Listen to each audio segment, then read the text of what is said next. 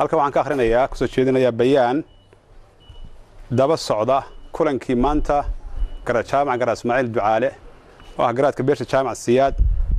oo la kulmay guddiga doorashada dadban heer federaal ee Puntland kulana kulmay xafiiskooda Garowe iyadoo uu gobjoog ah gudoomiyaha Khaliif Aw Cali waxaan halkan ku cadeynaynaa annagoo ah beesha jaamac Siyaad garaadkooda cuqaashooda aqoon-yahankooda iyo dhammaan waxgaradka beesha inaysan marnaba aqbalayn in qoondada dumarka lagu soo riixo iyadoo la adeegsanayo hab musuqmaasuq iyo isdaba marin iyo adeegsiga awood dawladeed iyadoo la qoondeeyay qaybtii haweenka waxaan maqlayaa warar tiro badan oo leeyahay dadna ay leeyihiin gabdho ma rabno waxay la tahay waxaas wax la aqbali kara ma aha gabdhuhu dadkay ka mid yihiin boqolkiiba konton dadka Puntland ku nool gabdho weeye xaqoodana la meekin karo Siyaad ay go'aan ku gaadhay in kursiga beesha la hakiyo ama la laalo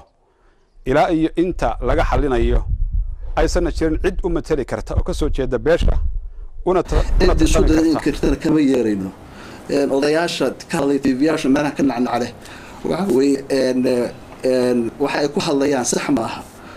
waa huba qaar badan oo kamid ah $100 oo gabar soo dirtay ayay ku nool yihiin marka boqolkooda intuu xinda ku soo marsan banaanka soo istaagay gabar ma aqbalayno ma yeerayno magsaxna ma isku day in loo tartamo kursiga beesha jaamac Siyaad banaankana laga soo qorto ergey ama ergo aan ahayn kuwii aan horay u soo gudbinay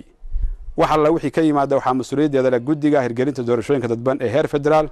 iyo heer gobol iyo dawladda Puntland oo iyadoo marti gelinaysa doorashooyinka